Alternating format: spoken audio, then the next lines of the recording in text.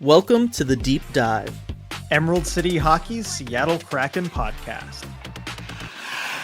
Hey everybody, welcome back to the Deep Dive, Emerald City Hockey's Seattle Kraken podcast. And RJ, it has been way too long since we've done one of these. I'm really looking forward to it. We got tons of fabulous suggestions and questions here on our latest mailbag episode.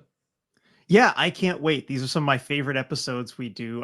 The questions are awesome from everybody. I think really we are at our best when we're directly engaging with the community. And I think this is one of the best ways to do it. And we have questions on a lot of different categories as well. I was amazed by the breadth of all the different questions we got. We have some rule questions to get to. We've got some off-season stuff, big picture things. We have some questions about other teams and how they relate to the Kraken. We have some questions about prospects, which I know you'll be eager to get to, and then just other miscellaneous ones that I can't wait for. Yeah, and I mean, you talk about all the different topics. You sent me Mr. Excel spreadsheet over here. Doesn't send me a copy of the spreadsheet he builds. He imports it into Gmail and then sends it to me. So I have the list, and it is formatted just completely beyond anything recognizable now. But it is loosely color coded, and there's a lot of colors here as we cover all the different topics. Yeah, definitely. I mean, Dylan, I can't send you the whole thing. For those who don't know, and this is a really bad system. Oh, you did it into your master sheet? Yes, I have a master sheet that is just called Pod Notes here, and it has what? Let me see, 18,732 rows to this point. So I figured you probably wouldn't have much use for the entirety of that thing, having to go through it. So I just sent you the relevant portions. Yeah. Whether or not it would be easier to scroll down 18,000 rows, I don't know. But yeah, I'm sure we could uncover a lot of fun stuff in there, especially early on. I've got my notes all the way back pre-expansion draft. So it's definitely one of those things, knowing us, that like 30 years from now, we're going to go back through and we'll just like take like a weekend and we'll go through the whole thing. Relive it all. It'll be a lot of fun. Looking forward to it. Looking forward to getting into the mailbag, but of course we've got a couple announcements to make here first. The first one being thanking our wonderful sponsor, the law offices of Rico Tessendorf, for sponsoring the podcast as always.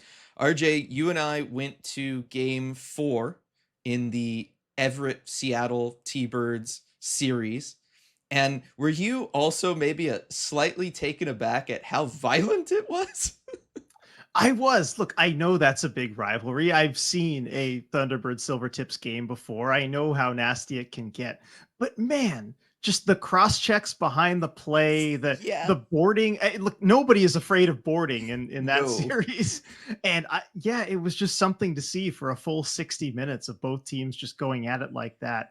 And I think there is something to junior hockey where you have younger players that, maybe have a little bit less self-control. And, in the heated rivalry like that, it's unlike anything else that I've seen. Wow, teenage boys not making the best decisions in the heat of the moment, RJ, shocking. But throughout it, obviously I was enjoyed the game, great experience, loved that you were there. We had a great time together, all hanging out and watching the game. But yeah, I was really taken aback by the cross checks and the boarding specifically, and I was thinking, at what point does this tip over, RJ, from hockey game into a situation where one of these players out there is going to have to call on Rico? Yeah, I mean, it's a line you never want to see crossed, right? I mean, you think of Todd Bertuzzi and all that sort of thing. You never want that to happen, but it was quite violent, and you know what? I feel like the refs can't call everything, right? And we saw it in that game. They certainly couldn't call everything. You could have called cross-checking all the time. At a certain point, maybe someone else needs to step in here. Yeah, they tried in the first period. Credit to the refs. They called a ton of penalties in the first period. Did not seem to matter, and they were like, all right, well, we're not going to have this whole game played like 4-on-3, so I guess we got to let it go.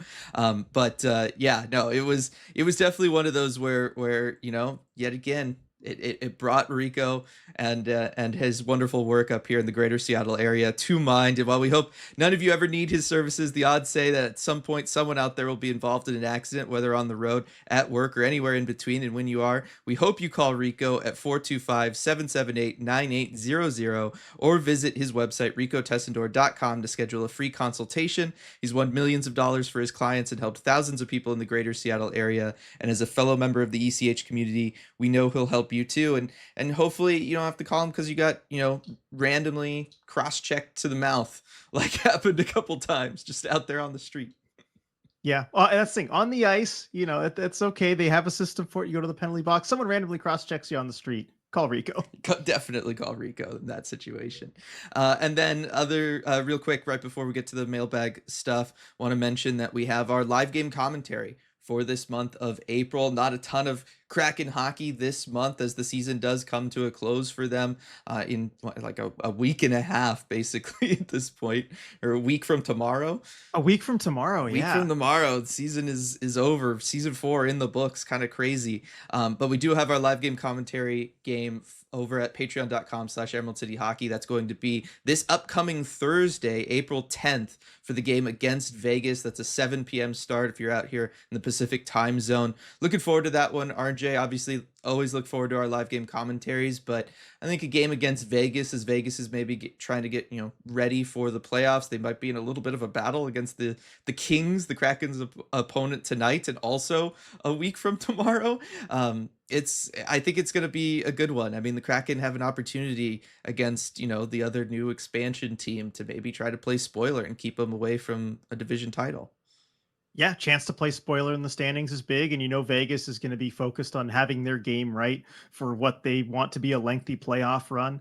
I think it's going to be a good kind of measuring stick game. The Kraken have had a couple big wins against Vancouver and San Jose up till now, but they're going to face some bigger challenges in the next week or so, and I think Vegas is probably going to be the biggest of all those challenges. You could argue it'll be either them or St. Louis, who's won 12 straight at this point. But also, with these road games too, it's the last road game of the entire season, so it's kind of their chance to end on a good note while they're on the road. Yep, definitely. All right, I think that means we're ready. Let's open the mailbag. I can't wait. We can open up the mailbag. Open up your 18,000 row spreadsheet. I'll open up the strangely formatted email, and away we go. All right, let's get going here. And we'll start with some questions that are just based on kind of rules and how hockey works. And I love these because it gives us the chance to explain the stuff that people see in a game night in, night out, and maybe examine some of the things that we as people have been watching hockey for over 2 decades kind of take for granted when we watch the game as well. And so I do love these kind of questions. And we'll start one off with one from Chuck here. Can a goalie get involved in a melee that's nearby without himself drawing a penalty? Are there rules about goalies getting involved in those? We saw an instance recently where there was a large scrum where Cartier was getting his head elbowed into the ice when the linesmen were busy elsewhere. I remember that one. Joey, not a small guy, was close by watching it unfold, but minding his own business. But I wondered if he was tempted to go over and pull the guy off of him, or is that not allowed? So Dylan, want to start handling this one? Yeah, I mean, do you want to jump into this scrum here? Do I want to jump into this? Pull the information out of this question? Yeah. I mean, look, it's one of those where obviously nothing is going to stop the goaltender from getting involved if the goaltender wants to get involved, right? Like, we'll start there. We know some goalies that will. There have been goalies in the NHL's past that would absolutely get involved there. But basically, all the same rules apply to a goalie that would apply to a skater in a situation like that, particularly like any sort of third man in type rule or situation around that. And so it's one of those, especially in like that Cartier situation, because the ref was right there and saw it and obviously like motioned for the penalty right there. I think if you're Joey or if you're really anybody else on the Kraken, as awful as it is to see your teammate in that spot, you don't want to go in and maybe like even up that situation by getting involved, being a third player involved in a scrum, a fight like that. It's probably better just to watch it the way that Joey did, even though it looks bad. He knew the ref was handling it, and if he gets involved, he just risks an offsetting penalty in a situation exactly like that. Yeah, you do risk taking a roughing penalty, and they will kind of treat it like they would any skater in a scrum. And it would be usually just a 2-minute roughing penalty that the goalie would not serve, as goalies don't serve their own penalties there unless they're ejected from a game or get misconducts or anything like that. And so, if you go fight somebody, then the goalie, you have to serve it, but that's a whole separate thing. So that's kind of how goalies are treated in the scrum. Just think of them like any skater, except I tend to think they get a little more leeway penalty They wise. do. They do. Refs are hesitant to call penalties on goalies and scrums, I feel like, unless they really earn it and they're determined to earning it. Yeah, I feel like it's because a lot of times when goalies are involved in scrums, it's more of like I mean, they're kind of too big and bulky to do much, but it feels like they're more just in the way rather than like actually causing any sort of disruption. Feels like the times that we see it called is when the goalie is very much like in a frenzied state and escalating a situation. That's when they'll call it, is when that escalation occurs. Yeah, I agreed. So now moving from goalies and scrums to face-offs, something a little bit more tame. This one from Josh might be more of a newer hockey question, but why are some guys kicked out of the circle when going in for face-offs? What goes into a ref deciding, actually, nah, when a skater comes up to take a face-off? Are there any players known for being disallowed to take face-offs who are more regularly turned away? Thanks for everything. So there are a few different things that linesmen are looking at when a face-off is taken. The first one you're looking at is that the skates, if you notice, there's hash marks in the face-off circle that are kind of near the face-off dot, and you want each skate kind of on one end of the hash mark where it's not cheating inward at all. So they're going to be looking for that. Another thing too is they want the sticks kind of on the edge of the face-off dot. Ideally, again, guys will cheat in on that. You'll often see some cheating there, but ideally both sticks should be kind of on each edge of the face-off dot when they're lining up. Another thing that they're looking for, and the linesman who's not dropping the puck will also look out for this, is if guys are cheating in who are not taking the face-off, the wingers are kind of cheating into the face-off circle a little bit too much, and they can throw people out of the dot for that. So those are some of the things that they look at. Yeah, and unless you're Sidney Crosby, in which case the whole stick on the edge of the dot does not apply. Yeah, there are some guys that I think do get a little bit of special treatment, and you see it in the face-off numbers for younger players, for rookies versus veterans, where I think vets tend to get a little bit more leeway, and you see that reflected in their face-off stats. Yeah, definitely. Otherwise, as for like the kind of second part of the question, are there any players known for being disallowed to take faceoffs or are more regularly turned away? I can't think of anybody necessarily like off the top of my head, but I do think that would be like a fascinating thing to somehow try. I mean, it would be a monumental task to like go through the NHL and like track every time somebody got tossed out of the dot to see who led the league in that, and if there was maybe a gap between 1, 2, 3 players and then the field. I think that would be really fascinating. Do we know if the off-ice officials track that? If there's somebody taking the face-off, they get kicked out. I can't remember having seen it on the event list for a game, because they do have it where it goes event by event, shot, hit, block shot, whatever. And I can't remember seeing player tossed out of face-off circle. So it's just the player that took the face-off and then a win or loss that is recorded, but I don't know. I mean, just going anecdotally, the one that I remember that always kind of sticks with me is, and of course, growing up a Sharks fan, Joe Thornton. It felt like he cheated on the dot every single time, just daring them to kick him out. But often when they did, usually he was on the ice with Patrick Marleau, who would just come in and win the face-off anyway. Yeah, so it's fine. Yeah, so it's fine. But there are consequences, as I want to get to on this next question from Chuck, though. Mm-hmm. If the first face-off guy gets kicked out and then the second face-off guy also gets kicked out, does it have to be then be one of the other skaters, or can the number one guy go back in? If so, might the second face-off guy get himself kicked out on purpose so that their better guy can go back in? So there's a reason that the second player does not get kicked out, where it's very rare, because that is a penalty. So once the first guy gets kicked out, the second guy comes in, and if he gets kicked out, that is a minor penalty. So at that point, you go shorthanded, and then it's a whole new situation who takes the next face off. But there's a reason the teams don't do that. And it's probably good that you have that rule, because otherwise there would be the incentive, like you're talking about, Chuck, to just get kicked out again and send somebody else in. Yeah, and not only that, I believe it's a delay of game penalty, or it's a delay of game type penalty. Like, I was trying to figure this out last night. If it's face-off violation, if it's face-off violation or delay of game, and I saw it kind of like said both ways. but in the rule book I couldn't find it specifically. Like, so if you can figure that out real quick, but in essence, you are delaying the game, right? Like the NHL wants these games to move forward. Any hockey league wants the game to move forward. If you have guys trying to cheat in faceoffs and they can just kind of go through this dance of getting kicked out, somebody else comes in, they get kicked out, so that first guy gets back in there, you could conceivably have a situation there where two guys are stubborn and the game never actually gets going. And that would be bad. That would defeat the whole purpose of us being out there and trying to get a game of hockey going. So I do think that it is correct that they have a penalty in place so that at some point players are incentivized to just go ahead and let the puck be dropped, take the face off, and just go. Yeah, and the penalty is for delay of game, by the way, Yeah. which makes sense because it is truly It's delaying the game. it's what it is. So Yeah. good, yeah, good question there. And also, you will see when a player gets kicked out of the dot, usually the other team will then win the face-off because the other center has to be coming in to replace him, has to be very careful as to not get kicked out and take a penalty. So Yeah. usually they don't do the normal kinds of cheating things that you always see. Yeah. Did you ever play RJ? Because this question very much reminded me of this, because this is something I had struggles with way back in the day. It was NHL 2K5 and 6, I believe, where they made face-offs almost like a tiny mini game where it had like the close-up cam on the face-off dot, and you had to try to do it, and you could try to cheat it a little bit early and get going. But they would call you on it, and boy was I guilty of going shorthanded a lot trying to do that. I was terrible at it back in the day. I do remember that. I think I was always a little bit better at timing the face-offs than you, or maybe just trying to cheat a little bit less because I felt like it wasn't worth it. Yeah. No, it was pretty unforgiving in I want to say like 2K6.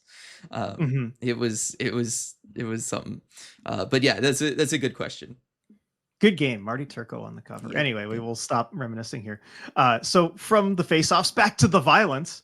Sometimes this question from Daniel. Sometimes swings, RJ. Maybe I should have put the violence questions together, but I don't know. This feels more fun. Sometimes when there's a scrum, the ref will call 2 roughing penalties and the teams will go 4-on-4. But I've seen other times when there's violence, 2 guys will go to the box and teams remain at 5-on-5. Why does the ref sometimes leave things at 5-on-5? Is that for coincidental majors? Yeah, I don't know. It's refs, man. I think the answer is we can give a little more solid answer than that one. But yes, for coincidental majors, that is 5-on-5. Yeah. Like if there's fighting, that doesn't result in a 4-on-4 penalty. That's how that works. But then also it has to do with if there's guys already in the box, like the NHL, if there's coincidental minors, it's already, 4-on-4, 5-on-4, whatever. They won't reduce it by a man. So if a team is already on the power play, and then there's coincidental minors or something, it stays 5-on-4 instead of going to 4-on-3 if they're coincidental and happen at the same time. And then 4-on-4, same thing. It won't go down to 3-on-3. But it's weird because they do call this differently in junior, and they call it differently in like USA Hockey and Rec League Hockey. So it's difficult to keep track of. Yeah, that's the nature of it that makes it feel so almost like it's random or just at a ref's discretion. Almost is like all of the very like different circumstances in which it ends up either continuing to be 5-on-5 and it's just kind of offsetting, or if it's 4-on-4. And I think that it's one of those things where I've given up trying to track, depending on what league and what situation it is, what it ends up being. I just let the ref figure it out and go from there. Yeah. So, I mean, this way, I saw it on this post that I think explains it well. Just for some examples here. If there's a minor on each team at the same stoppage, no penalties currently on the board, we go 4-on-4. If there's a minor on each team at the same stoppage, but team A has 30 seconds left on any penalty, it remains 5-on-4 for 30 seconds. The coincidental penalties don't show on the board. Like minor on each team's at the same stoppage, but the same thing happened last stoppage. We're already 4-on-4. Then you just stay 4-on-4 for however long that is. The new coincidentals don't show on the board. You could do a nice flow chart, but I think that's probably the best way to express it. And credit to Hey Raffaello there on Reddit for kind of explaining it with the examples there. Yeah. All right, so let's move on from this. But still staying on the penalties thing. So when do they start counting men for the too many men on the ice penalty. Sometimes you see line changes, and it seems like there has to be 7 to 8 guys out there. And I know what you're talking about, Daniel, because if you do take a freeze frame, sometimes you will see 7, 8 guys Mhm. with their skates touching the ice at any given time during a line change. But there is some leeway given, and there's kind of a little like invisible box area that's I think how many feet is it from the bench that they'll give them 3? usually for leeway? I think it's like 3 feet Yeah. from the bench, where they won't really count it if they're getting a change. The officials will let that go. Exception though is if a puck does go in there and somebody coming in or going out touches the puck or impacts it at all or gets in somebody's way. Generally, it's kind of a no harm, no foul type of policy where it's if it's clear that you're getting a change and you're not impacting the game in any way, they'll give you some leeway. Yeah, as long as nobody's like playing the puck, impacting the game, like you said, it's all good. If it's in kind of close in around that area and it's obvious, like there's a log jam on the bench on the gate to get back to the bench, right? Like there's like 3 players kind of stacked up and they're just trying to kind of wait to get off the ice there as they each go through the gate. No ref's gonna call that, right? Like, why call that? You're just slowing the game down for basically nothing. Where you see this and when it becomes a penalty, vast majority of the time is when the puck is played by somebody, or when there are 6 skaters out there and the team just messed up and there's 6 guys out there and they're out there for a significant length of time. You'll see the refs just kind of call it at that point. They give the team maybe a second to correct the mistake, or maybe sometimes it even takes the ref a second to realize what's going on. But in those scenarios, you'll see that. But that's usually only 6. I don't know that there's been that many times. There has been a couple times because I've seen some replays of it where there's been 7 guys just out there skating around like a team really messed up the line change. But those are pretty rare. Yeah, you don't see that very often. And yeah, I think it's a 5 foot leeway. And one more thing to add on that too is in overtime with the 3-on-3, that leeway probably turns into like 10 feet. Yeah. Referees will treat it differently in overtime, and you'll notice that in overtime too. There is a lot of leeway given on the line changes where you'll have a guy get off the bench and maybe even be involved in the play, and the other guy's still coming back for whatever reason. They just don't call it in overtime. I think because you don't want to break the flow of 3-on-3 overtime. I mean, part of the whole reason they went to 3-on-3 was so that the game could be fast paced, it could be back and forth, and that it could end in overtime instead of having to go to a shootout. The last thing you want to do is call power plays in that situation. One, stop the flow of play anyway. That's really exciting and everybody's into it. And then call a power play that could definitely kind of end the game in favor of one side. I think refs are just kind of like, I'm Over gonna something like hands that, off this. it's going to get talked about. Yeah, something super like ticky tacky. Yeah. All right. So last rules based question here. Is it illegal for players to carry 2 sticks? I like the way you're thinking here. Are there special rules for the goalie stick since it's the only one that looks different? So in short, yes, it is illegal for a player to carry 2 sticks at one time. If you can, go hand a teammate your stick or whatever, but technically you have to drop your own. You can't carry 2 sticks at any one time. And are there special rules for the goalie stick? The one that I'm aware of is that goalies, unlike skaters, are allowed to play with a broken stick. Yeah, they're allowed to do that. They can have a player stick too, right? Like if a goalie stick gets busted completely or it's off in the corner or something, you'll see a defenseman sometimes give a stick to the goalie. Otherwise, you'd be talking like just rules on how like wide the paddle can be on a goalie stick. Like there are rules around like the dimensions of a hockey stick that are in place. Yes. So in that sense, there are special rules for the goalie stick and that it has to be of certain dimensions, but otherwise that's basically it. Yeah, I feel like I can go off on tangents with this too, because there are just interesting rules. Like, if you drop your stick or whatever, as long as it's not broken, you can go and pick it up and continue to play with it. You cannot pick up an opponent's stick if they drop their stick and you drop yours. Yeah, you cannot do that. That's not allowed, although they don't always catch it, as we know it's a notable example. I was just going to say, what if you rip it out of their hands, RJ? Are you allowed to do that and then score a goal with it? Only once. There's only one situation of, yeah, and everyone, you can look up what is it, Bobby Ryan and Bobby Miko Ryan, Koivu Koivu. Yep. situation where that did happen and the officials didn't catch it. That it's just a great hockey moment.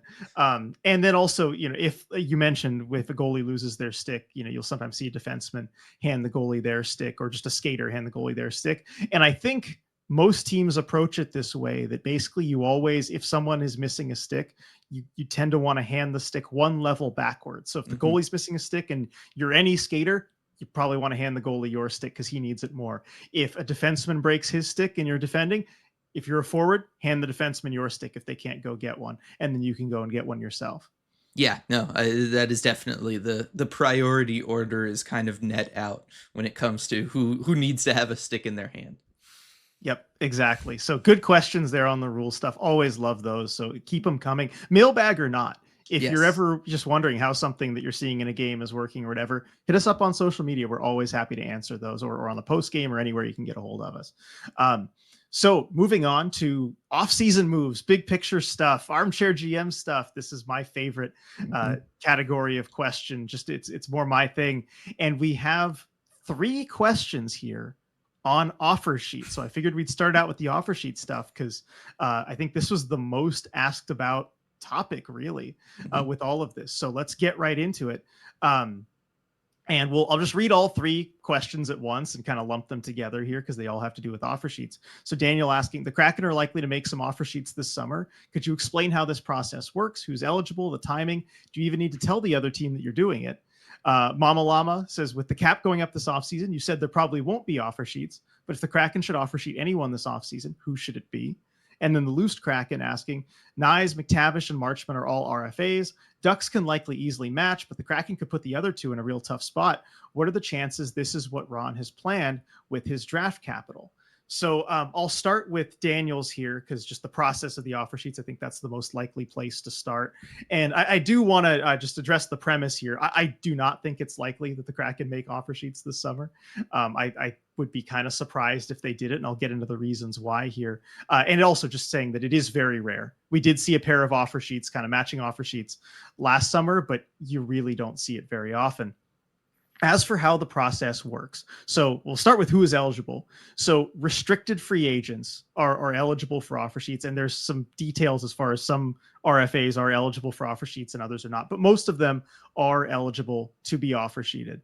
And so restricted free agents are free agents where the team still has control and basically right of first refusal, essentially, through this offer sheet process for a player, and a team still retains their rights. Those are guys who are generally under the age of 27. There's also categories for how many games they've played or whatever. It gets a lot more complicated. But restricted free agents are the players that we are talking about when we talk about offer sheets. And so how the process works is that if a team wants to go approach a player to sign an offer sheet. So let's just, for example, let's say the Seattle Kraken and Matthew Nyes, as the Loose Kraken kind of mentioned here, if the Kraken wanted to offer sheet Matthew Nyes of the Toronto Maple Leafs, what they would do is they would, once free agency opens July 1st, and then they are legally allowed to talk to those players without it being tampering, the Kraken would approach Matthew Nyes with a contract offer and say, hey, we want to offer you this offer sheet contract. We'll say 5 years at $7.5 million or whatever. That's, kind of what I would see it looking like. And then at that point, Matthew Nyes would have to agree to sign that contract and sign the offer sheet. So the player that you're offer sheeting has to agree to it. And then if Matthew Nyes did agree to sign that contract, he is welcome to sign it. And so at that point, he has signed that contract. And so that is what he will be paid. That is the contract that he will end up having. So he knows that he has that security. But because he is an RFA and not a UFA, an unrestricted free agent, now this process begins of an offer sheet. And so then it goes to the Toronto Maple Leafs. And so the Maple Leafs would have 1 week to respond to that offer sheet, to decide to either match it. And if they match it, that means that they just take on that contract that Nyes has signed with Seattle. Nyes stays with Toronto under the contract and the agreed upon terms. Or they can not match it. They can let Nyes go to Seattle, and then they are due compensation based on how much that contract ends up being. So if it's 5 times 7.5, for example, the Kraken would then have to give Toronto a first round pick, a second round pick, and a third round pick in the following draft all have to be your own picks. So you can't take picks from other teams. And that would go to Toronto as compensation for taking Matthew Nyes, and Matthew Nyes would go to the Kraken. So that is the process and the timing. Generally, teams will take that entire week to respond. Usually teams know which one they are going to do. Yes. But the problem for any offer sheeting team is that during that week where the team is taking that time to decide, all that money that you have tied up in that potential contract that you might have to pay the player, that's tied up. You can't really use it for anything else, because if the team doesn't match the offer sheet, you need that money to pay the player. And so it's kind of a way of, trying to screw the guys back who just screwed you with this offer sheet. So that's how the process works. Is there anything that I missed, Dylan? No, I mean, I would just say, like, when it comes to you wanting to offer sheet somebody, the process works just like any free agent, where you just approach them with a contract, and if they're interested, they sign it. And then it's just at that point, things change and are different. Whereas normally with an unrestricted free agent, that just means they have now joined your team and everything's great, and you move forward. Whereas now they have signed it, but now somebody else gets the opportunity to match it, right? Like that's really where the difference comes in. But as far as the team making, approaching and offering the contract to the player, it's basically handled the same way. I don't know that you can negotiate on it as much with the player. I think you can, though, right? Like, Yeah, you can go back and forth with them and their agent and all of that. Like, the whole process is really the same, other than the other team has the opportunity to match it and keep their player. Otherwise, it's just like approaching any other free agent. Exactly. And you can negotiate, and it could be whatever the contract. It has the same rules, right? It's got the 7-year maximum. I guess one little caveat too is for calculating the compensation, it's divided over 5 years. So if you do a 7-year contract, it's the total of that divided by 5 years. But another reason you will see, even though you can negotiate for whatever contract amount you want, you will see very specific numbers often given as the contract value, because there are different tiers of compensation based on what the cap hit of that contract is. And so usually teams will target the very upper limit of a compensation tier so as to not bump up into the next year. They target very specific tiers. You saw that with Philip Broberg and Dylan Holloway this past offseason on those two offer sheets as well. So if you see just like an oddly specific number, like $4,580,917 per year, like you did last season, that's why, because $1 more it would be in the next tier. Yeah. So expanding on this from the Kraken perspective. So that is one avenue that Ron Francis and the Kraken will have to try and add players to their team. I still think they probably won't do it. I'll explain why. But as the loose Kraken is, he pointed out Matthew Nyes, Mason McTavish. I know Marchment was mentioned there. If you mean Mason Marchment, he is not an RFA this offseason. He's got 1 year left on his contract. He'll be a UFA after that. But talking about Nyes and McTavish, you also pointed out, the loose Kraken here, that the Ducks can likely easily match. So one area that you usually want to target for an offer sheet are teams that are close to the salary cap. They would have a difficult time matching that contract, because more often than not, if it's at all reasonable or close to reasonable, a team's just going to match and keep their player, because teams generally want to keep their good young players. And we saw that with a Sebastian Aho several years ago when Montreal tried an offer sheet, and they loaded up with bonus money. So it was kind of hard for Carolina and their notoriously cheap owner to match it, but they went ahead and matched it. Most teams will try to do that. But where they can't always match, and we saw it this past offseason with Broberg and Holloway, is the Edmonton Oilers, who were up against the cap. They knew they had to work on a Draisaitl extension. They have all these star players. They did not have much cap room. And so the Blues come in and they make what certainly looks like an overpay at the time, with Broberg $4.5 million a season, where the Oilers could not have afforded to keep him really at that number. And then Dylan Holloway at a little bit less. Maybe they could have afforded to just match the one, but you take a team that's in real cap trouble and you try and exacerbate that problem. Whereas you have the cap space, you can overpay these guys for a couple of years, but they can't. And that's why somebody like a Mason McTavish, it's not going to work really, unless you pay him $11-12 million, Yeah. something that just doesn't make sense for the Ducks to do, and then you'd have to give them 4 first round picks in compensation, then they might think about that sort of Yes. thing. But then it's not really a good idea for you to do either. So you kind of target teams that are close up against the salary cap. And so with Matthew Nyes, the Leafs are pretty close to the salary cap. It's tough with the salary cap going up a lot this year. It does give teams more wiggle room to match on things like that, as Mama Llama mentioned. I'm looking at players because I want to answer your question here, Mama Llama. If the Kraken should offer sheet anyone this offseason, who should it be? But I'll give you a chance to get a word in here, Dylan. Like anything I miss on that, or how do you view the offer sheet thing from the Kraken perspective? Hey, one, I just don't know that it's really Ron Francis's style. But just there's also kind of a taboo around yeah, it. yeah. Sure. There's definitely a taboo. I think the success of Broberg and Holloway in St. Louis will probably open up more guys to being, down with the possibility of offer sheeting somebody if possible, just because that turned into a very successful move for St. Louis. Those guys are playing very well there. They're instrumental in why St. Louis is on the insane run that they're in currently, they're on right now.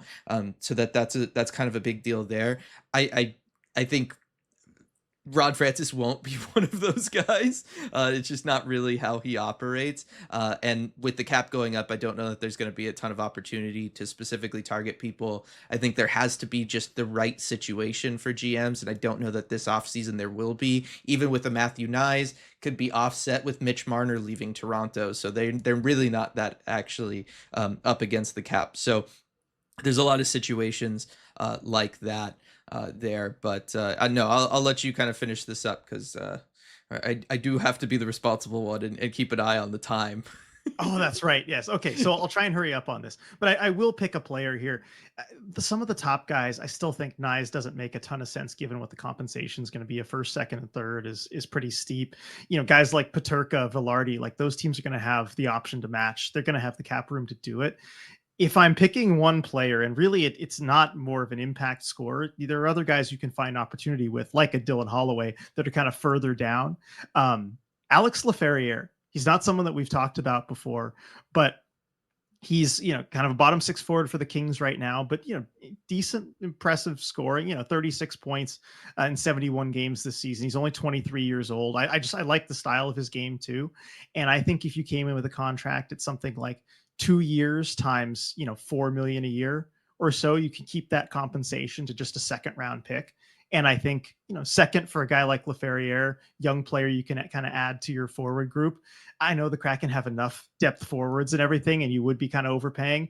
But if you're going to do something like that, this just seems like the most sense. And it's against a division rival, so you can kind of, pry a guy off of someone in your division. Yeah, definitely. I think stuff like that makes sense. Yeah. Okay. So from offer sheets to buyouts, as we kind of hurry up a little bit, from Loose Kraken, I was thinking buyouts for Grubauer and Burakovsky made sense if the Kraken are going to make any kind of real splash this offseason. But Berkey's recent play has me thinking there is value to be had there after all. Is it worth the risk to not buy him out?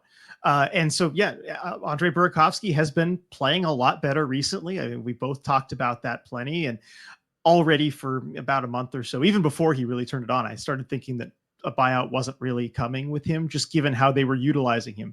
When he was playing poorly, they didn't want to healthy scratch him very much. They were keeping him in good positions in the lineup. And I think that he's rewarded the Kraken for that faith in him. And so, I don't think a buyout is coming for him. As for whether I would do it or not, this is my philosophy on all buyouts, pretty much. You only do it if you have a specific plan for that cap space that it would free up. If not, you might as well keep the player around because it's less overall money that's going to be tacked on to the end. Like a buyout isn't necessarily a good deal for you here. You don't just free yourself of that money. You do have dead cap. And in Berkey's case, it would be for the next 4 years. So if you are going to go get a star player and you need the money, then yes, buy him out and do what you need to do. But if not, if you don't have a specific plan for that money, then don't buy him out. Yeah, I would be hesitant to buy him out in addition to Grubauer. It is a lot. I think there's been points along the way where I would have been much more on board with that idea and just clearing it out. And look, you're going to have like a tough year, not this upcoming season in year 5 for the Kraken, but year 6 when you'd have like those larger dead cap hit numbers for both Berkey and Grubauer. But in the long run, with especially with the cap going up, you're talking about the number being less than 2% of the salary cap for you, that it's being kind of taken up. It could potentially be worth it, but I think that yes, it would be a tough pill to swallow for any front office to move on from two free agent signings in one offseason like that. With it not being a situation like Minnesota with Parise Suter, where they were massive large contracts and players that were definitely aging, and they needed to kind of reboot the whole franchise and team and everything like that, and so you go ahead and you make a move along the lines the way they did. And also you have an expansion draft to worry about, and needing to protect players, and their no movement clause meant they were going to have to be protected, and you didn't want to necessarily have that happen, so you have to buy them out. Very different situation there for Minnesota than what the Kraken would be looking at this upcoming offseason. But I think that there's, something also to be said. We know the Kraken were trying to shop Burakovsky this year, right? Like that is very much something that was out there, probably because they wanted it out there. And I do think that that's something that Ron was probably trying to do. And if Berkey's going to be playing better, and he's certainly playing better, I have his numbers here from since the trade deadline. And really, if you want to really like make his numbers look good, you'd actually go a couple games after that. But just since the trade deadline, 14 games, 12 points, pretty good. That's the kind of guy that you can potentially move. And so whether or not they'd be able to trade him this offseason, it's probably still too small a sample size for other teams around the league. But if he's able to start next season playing this well, I think you have the opportunity to just trade him. Probably have to retain some money, but that probably offsets what you'd lose in a buyout. But you'd get some sort of asset back for him. And so I think that would be their preferred method given his play right now. Yeah, I think that's probably the ultimate hope, is that he plays his way into being tradable with some money retained. And I think that would be preferable to a buyout, probably, from all sides involved. So that's and now it seems like there's actually some hope of that. So I think you probably are not going to see a Berkey buyout this offseason. So next question here, talk about Mitch Marner. Marner would likely only choose a destination like Seattle for 14 to 15 million per year to become the guy for an organization. Is he worth that? And would he fit? So looking at offseason guys the Kraken could add, I mean, Mitch Marner, of course, the biggest name on the free agent market by far. I'll say even for that kind of money, because I think he's going to get that kind of money wherever he goes. Mm-hmm. I still doubt he would come to Seattle. I do not see it. I don't see why he would want to come here. If he did, I think he is probably the best chance you have of being a playoff team right away. I think it gets you, I don't know. It's a trade-off, right? I think paying Marner 14 to 15 million, I think it gets you closer to being a playoff team right away, and it gets you further from ultimately winning a Stanley Cup. So it depends. Is he worth it? It depends what you want. I think if you're ultimately trying to win a Stanley Cup, I think he gets you further from that goal, just devoting that kind of money to a winger over that, someone who's not really in your prospects window, right? So I mean, look, in a vacuum, I think ultimately you want to tank for McKenna. If you're playing a video game and you're just trying to win a Stanley Cup, like, you're not trying to be a playoff team right away, but we know the organization has different priorities. So to fit the organization's priorities, yeah, I think it's worth it. But if you're trying to win a Stanley Cup, no. I think he could be, just because his game specifically probably ages better than most. Because I'm with you on principle, committing that much money to a free agent who half their prime is gone by the time you're even looking at them, if not more, doesn't make a ton of sense. You're committing all this money for somebody that you're going to be getting, as their production tends to trail off, all of that kind of stuff. I think a player like Mitch Marner, though, who's going to be like an assist per game kind of guy, where he's just a setup guy and he works off of his vision and his elite ability just to find people out there on the ice. Players like that tend to age better than other players, just because they're getting by on their smarts anyway. It's not like he's necessarily a speed-based player. So as he gets older and loses a step, the whole dynamic around his game has to change. His game is just being smarter than anybody else out there on the ice. Generally, that doesn't go away as you get older for an athlete, we'll say. And so I don't know that he would be as disastrous as, say, going after certain other free agents or other player types in free agency. If you're trying to go after a cup, I think, look at like a Joe Thornton. into his mid 30s, still fine, still able to dish the puck just fine. You can win with that. Sidney Crosby able to dish the puck just fine, and Nicholas Backstrom, if he was healthy, right, able to dish the puck just fine. You're able to still win with that. So I would maybe push back with Mitch Marner specifically on the, I don't know that he helps you actually get like to cup level. So much has to go right to get to cup level for any team that I don't know that any player can really help get you there anyway. But I do think that I would be less worried about them going all in on a player like Mitch Marner or any other player that, their game is really built around vision, hockey IQ, being able to distribute the puck, just because those are the things in my mind that are the safest if you're going to commit 8 years to somebody who's 28 or 7 years to somebody who's already 28. Yeah, and I agree with you on pretty much all of that. I think, and look, if the Kraken are trying to be competitive right away, which everyone says that they are, this is I think almost certainly their best option if Marner is willing to come here. Yeah. You probably cannot realistically do better this offseason. So if that's the case, yeah, throw whatever money at him that you have to. It's just, one of those that I think won't get you over the hump to being a real competitor. I just think you have to be realistic about what that would do and what it wouldn't do.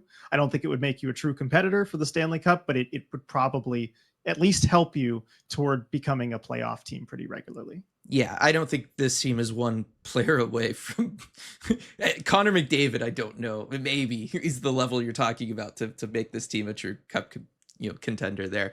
But I do think that Mitch Marner is probably the best option that you'll see in any 3 to 4 year free agency window. Yeah, especially and with free agents, you don't have to give up assets. It's a lot riskier with the type of players that usually get there, as we've seen with guys the Kraken have signed in free agency that are maybe a tier down, or well, really 2 or 3 tiers down from this. But if you can get a true star in free agency without having to give up any assets, that is also huge. Yeah. So next question here from Dr. Grodbort. The Kraken wish to be competitive, yet they have never traded any significant asset to improve. Will they be required to do so this offseason to achieve playoff relevance? And what kind of combo of players, prospects, and picks will be needed? Thanks, guys. Love the mailbag and deep dive in general. Thank you there, Dr. Grodbort, for the question and the kind words. So I think, in short, yes, they will be required to do that unless someone like a Mitch Marner wants to come here. Then you don't have to give up assets to get him, but they will need to do something on the trade market. I mean, heck, even if you do sign a Marner, like you need someone to finish for him. So they're going to have to make some trades. That was the whole point of what they did at the trade deadline this year, was stocking up on assets. I think the price is going to depend on what player or players you're getting, but I think any combination of their multiple first, seconds, third round picks that they have to be on the table. I think prospects like, Rakoff, Furcus, I mean, list off any prospects that you want. I don't think they would move a Berkeley Catton. But outside of, maybe him as an untouchable, I think just about every prospect would be on the table. Right. I was going to say, Ron has come out and said this is the plan, right? Like all the picks that he acquired at the trade deadline, and the fact that so many of them were in the future, in part to give flexibility to make a big move and make the right move, and the move that he feels the most confident in. This is the plan, is to start trading at least picks and probably prospects along with them. I think as for why, like, we haven't seen this before, well, the Kraken were a building expansion team. I think that it was a situation where Ron Francis has all along wanted to take it slow, build through the prospect pool, build through the draft. That has been kind of his stated preference for doing things. It's what he wanted to do in Carolina as well. I think that's just his philosophy as a general manager. And if you are doing that, you need 2, 3, 4, 5 years to see, one, just to get through drafts and accumulate those prospects, and then also to see what you have in those prospects. And I think that's why you haven't seen him really move any of those kind of significant assets anywhere, is they've needed to have a competitive team at the NHL level. Haven't always been competitive, but they've needed to have that to give the new fans and everything something. And so you can't necessarily trade away a Jared McCann just because he's playing well or something like that. And so I think that's why you haven't seen moves there. And then you've also needed to know what you have value-wise within the prospect pool. I think you know that now, and so you can start making moves around guys like you mentioned, but they just weren't in a spot to do that before. Like it just didn't exist. You could be trading picks that you just made, but generally nobody wants to trade for like the second rounder that, pick that you made 6 months prior. Like that's just not done that often unless a team specifically covets that one guy. Yeah, teams that want prospects over draft picks usually either You they want somebody covet a close to specific the guy. NHL ready. Right. That's why you trade for a prospect over a draft pick. And so it's kind of hard for a fit there. And so Francis, in the last couple off seasons, I think has chosen to go the free agent route where you don't have to give up those assets. You could just use the cap space. And I mean, I think that's kind of failed twice over now. And so I think he's going to probably readjust and try and be active in the trade market. Mm-hmm. Next question here from Paul. What are the top 3 priorities for this team? For example, A, a number 2 goalie, B, upgrade on 1, maybe 2 defensemen, C, clear out, 2 vet forwards, that sort of thing, create space for Berkeley Catton. So top 3 priorities for this team in the offseason. I'll start with mine here. If you are trying to be competitive right away and make the playoffs, which that's the assumption I'm working under because that's what everyone says, this year they get easier as it goes down, but acquire a star forward by almost any means necessary. That has to be priority number 1. I don't know that you can do it, but it should be priority number 1 for this team if it is at all possible. Again, easier said than done, but that's priority number 1. Priority number 2, acquire another scoring winger. I think even if you do get a star forward, you're probably going to need another scoring winger to get this team to be where you can reasonably assume that they're going to be a playoff team next year. So that should be the second priority as well. Maybe a level below a star, but as good as you can possibly get. And then C, find a replacement for Grubauer who can be trusted to start 30 plus games. Because I imagine Grubauer is going to get bought out, and you need a goalie who's going to take some of this workload off of Joey Daccord. You want somebody who's a veteran with some NHL experience who you can absolutely rely on to play over 30 games. No more of this Joey has to play forever because you can't trust the other guy thing. It's just not going to work in the long term. You have to find a more steady goalie. Yeah, you do. I guess top 3 priorities. It's maybe not like specific to like, oh, you need this, one player per se, but yeah, you need to find a way to create offense. I don't know that this. All right, let me put them in order, I guess. Yeah. Sorry, with the create offense thing though, like with this decor, like they do all they can offensively, and you've already committed a ton of money to them. Like I don't see anything other than it adding forwards. Yeah, well, I was gonna say you need to play better defensively. Like priorities, if it's not player specific, change the defensive system so that the decor that you have committed to will be better, right? Like that's the priority. You just need to be better defensively. They need to be better defensively. Give them something that they can be better defensively in. You need to be better on special teams, especially the power play. That is where you're lagging behind the playoff teams. I talked about it a ton on the last post game live. This is not a team that necessarily has trouble scoring. It's a team that has trouble scoring enough, or like it's not even that. It's just that the one place that you're lagging all of the playoff teams when it comes to scoring is not in 5-on-5 goals. It's just in power play goals. If you add power play goals to the equation and you get it up over 20% and you're at like 22%, this is probably a playoff team because at that point you're outscoring all of your defensive problems. That's just what the numbers look like for this group. So you need to do that. And then, you need to find a more consistent backup goaltender so you don't burn out Joey. And for the 32 games that Joey's not going to play, you're not hemorrhaging goals that you can't outscore your problems with. And that's kind of what happened to them this year. And that's also kept you from being a playoff team. Like the team is closer if you just fix the power play and you fix the defensive issue or you fix the backup goaltending situation. Then all of a sudden, all of your metrics are like a playoff team. And I think you probably see that level of success out there on the ice too. All right. Well, that kind of segues into the next question because I mean, you're saying closer, but how close exactly? And Wayne Dusky has this question against non-playoff opponents this year. The Kraken are 25, 11, and 3. They average 3.87 goals for and 2.87 goals against. Against playoff opponents this year, the Kraken are 8, 27, and 3, average 2.16 goals for and 3.45 goals against. Absent the unlikely possibility of an offseason move to acquire a true star, how do the Kraken show they belong on the ice with the good teams in the league? This drastic split suggests a lot more of an issue than just inconsistency. And you get to the question of, okay, how close can they be absent a move for a star? And I just think the difficult reality is they don't really belong with the good teams of the NHL, at least as they're built right now. I think there's a big talent gap between the Kraken and the good teams in the league.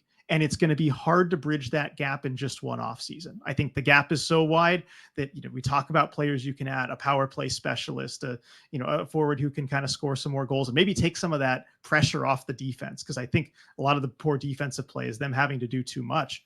I think for next season, really, if you're looking at making the playoffs without bringing in a star forward, absent that, I think you kind of just, you make those ads that Dylan was talking about, and you kind of just have to hope for more elite goaltending, that you keep getting lucky shooting the puck, that you keep getting lucky injury wise, that you can add a couple scorers who can maybe bridge that gap, and just hope that you're one of the 5 or 6 mid teams that rises up into a wild card spot. I guess you don't lose those games against San Jose, Chicago, Anaheim. That can help you out, but I'm sorry. I just think the reality is if you don't bring in a star forward or do something that is kind of unforeseen here to us, if Francis doesn't pull some kind of magic rabbit out of the hat, I don't see how they bridge that talent gap. I don't think the talent in gap just one off season. Right. I think the talent gap from cup contender is massive between the Kraken and a true cup contending team is massive. I think the talent gap between the Kraken and a playoff team is not that big, actually.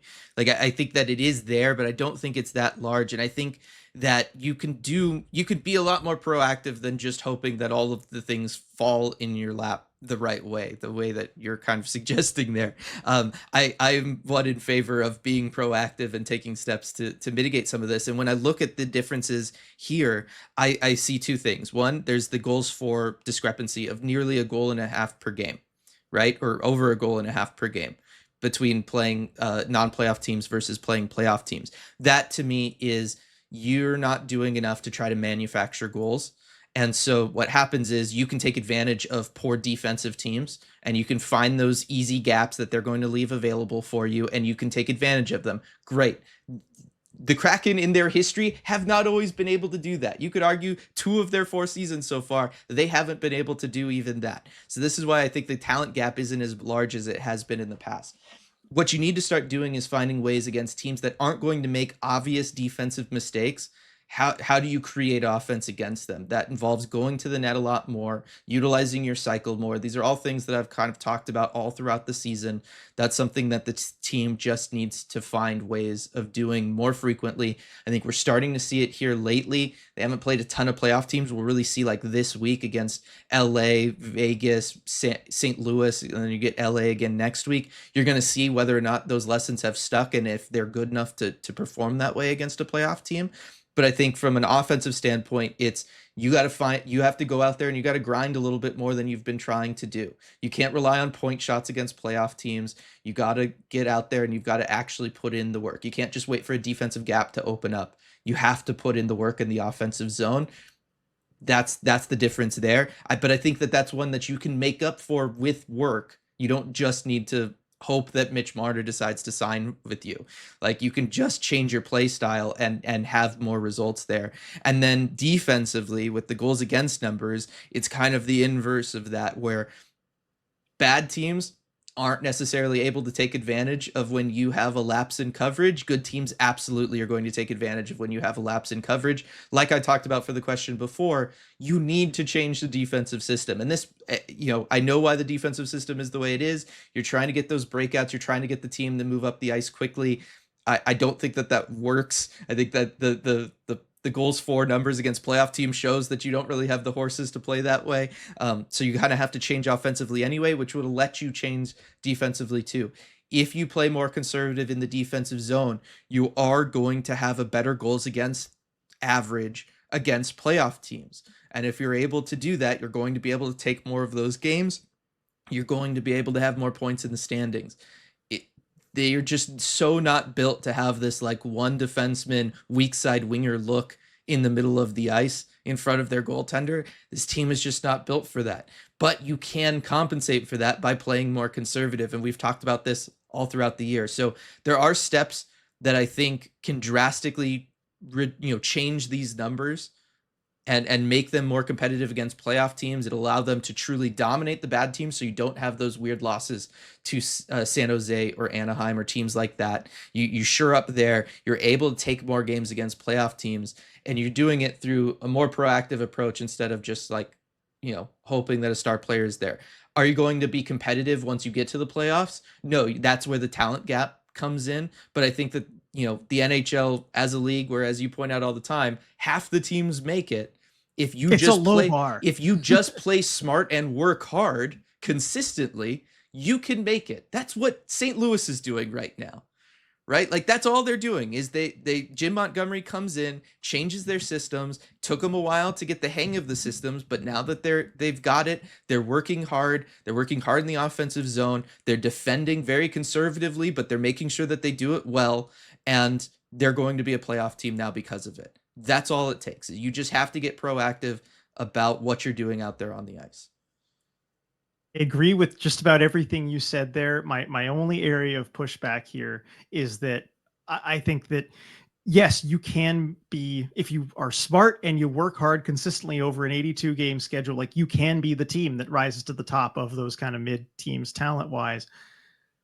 I'm skeptical that this Kraken group can do that and can put together the effort and focus for 82 games like St. Louis is doing, like Calgary did this season, despite their lack of talent on the ice.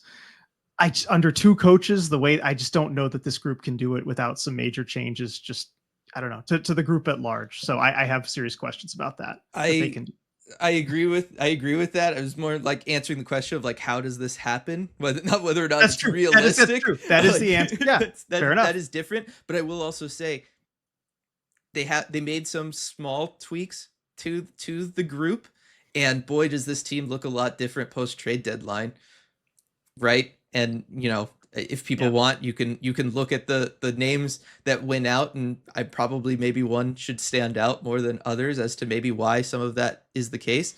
But like, I don't think it has to be a full sale change to the group in order for there to be big impacts. And I think this trade deadline and how they've played afterwards is indicative of that. Sometimes you can just tweak and massage the core a little bit and you can get big results. That is one sign of hope, I think, is, maybe there's some opportunities for addition by subtraction. And really, I think that just means younger, hungrier guys coming in and taking spots that vets had before. So thank you for all the many questions on the offseason big picture stuff, because I love that. Yes. Now, RJ, we're at an hour. We're halfway through this. Okay. Do we make this a two-parter and we finish the mailbag next week? Because based on how we're moving, we're looking at a whole nother hour. I don't know if people want that this week or if we want to do that right now.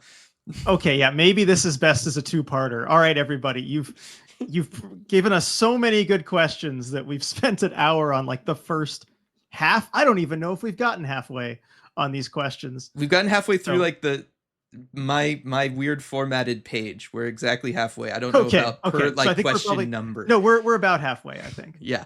So maybe that is the logical stopping point here and do kind of a two-parter thing. Yeah, just because everybody asks such good questions, we have to go in depth to like answer them and really work them, and you deserve legitimate good answers, not just us like blowing we could through speed run and get through the other half in the next like 20 minutes, but they would not be good, well thought out. It would not be a deep dive. It wouldn't be probably what you were hoping for either when you asked these questions. So I think we should split this up. We'll finish the mailbag next week. If maybe there's, I don't know, I'm hesitant to say if you thought of a question after this that you want to ask, send it in, but I think we should stick to that. And we've always had like the kind of open door policy. So that is on the table. You can add stuff for next week. We'll maybe try to be a little bit more concise next week. There's probably some room on our part to do that. But I have prepared every single question that we got. I always want to try and get to everyone. I don't want to leave any out.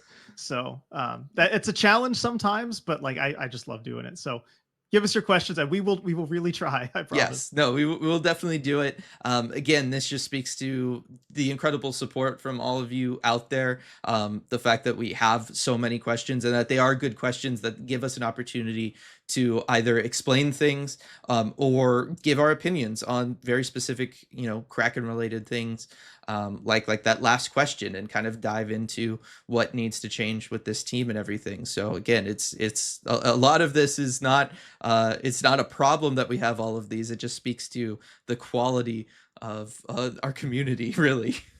Yeah, you guys are too good. That's the problem. Definitely. All right, so then let's wrap up this podcast. One more reminder that this upcoming Thursday for the Vegas game on the 10th at 7 Pacific time is going to be our live game commentary game over at patreon.com/Emerald City Hockey, where you get to watch the game alongside us. We get to talk about it, enjoy it. It's always the best game of the month as far as I'm concerned. Sometimes there's stinkers of a game, but we have a great time doing it anyway. It's my favorite game to watch and be a part of each and every month. So really looking forward to that with everybody for that Vegas game later this week. And then again, one more huge shout out to the law offices of Rico Tessendorf for sponsoring the podcast like he does each and every week, and for approaching us and wanting to be a part of the deep dive, just like all of you with this mailbag. How excited you all are to ask us questions and get our opinions on everything. Rico was that excited to come and sponsor the podcast and be a part of it. And so we thank him all the time. And while we hope none of you ever need his services, you're not cross-checked in the mouth while out there enjoying the good weather on the days that we have it. Now that we're, seasons are starting to change a little bit there. If you ever need his services, we hope you call Rico at 425-778-9800 or visit his website, ricotessendor.com, to schedule a free consultation. He's won millions of dollars for his clients and helped thousands of people in the greater Seattle area. And as a fellow member of the ECH community, we know he'll help you too. Thanks so much for all of your incredible support, everybody. Thank you all so much for having so many questions and comments here for the mailbag that we're going to have to make it a two-parter. We really appreciate all of that engagement and support from everybody. We really do. And we will see you all next time. Hey everyone, before we go, we just wanted to give a quick shout out to all of our awesome patrons over at patreon.com/Emerald City Hockey, especially our Terror of the Deep patrons. Thank you so much for making all this possible. We really appreciate your support.